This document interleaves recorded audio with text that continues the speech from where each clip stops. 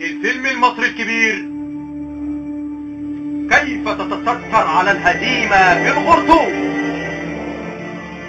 بطولة الفنان النجم الغدير عمرو أديب والفنان الكبير محمد فؤاد اللي يتقطع بالسكاكين وإبراهيم حجازي في جميع دور العرض ابتداء من القلعة الحمراء نادي المريخ في الخرطوم.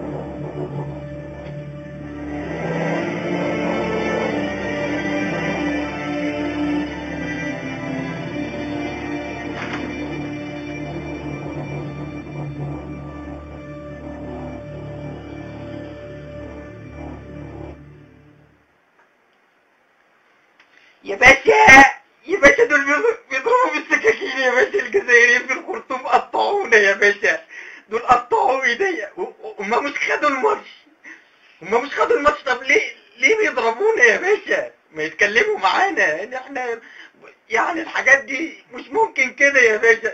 يا ابني السكاكين جت، ابعد مني السكاكين. بص يا عمرو اهي السكاكين عاوزين يقتلونا يا عمرو، يا اخوانا ينقذونا. ده صح حسني مبارك، شوفوا حاجة يرسلوا قوات امن، دي الخرطوم قطعونا يا باشا.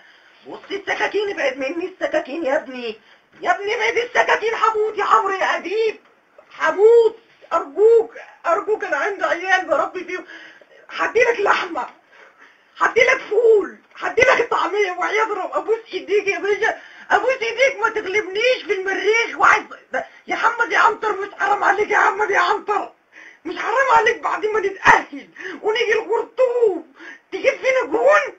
يمسي عليك يا محمد يا عنتر.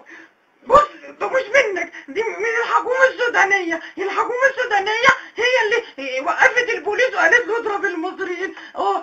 طب فيها ايه لو بعنا الاعلام في السفارة المصرية؟ ما بنجيب فلوس لمصر، ما فيهاش حاجة. ابعد السكاكين يا حمد يا عنتر، ارجوك ما تقتلنيش. انا حمود يا حمد يا عنتر. ايه ده؟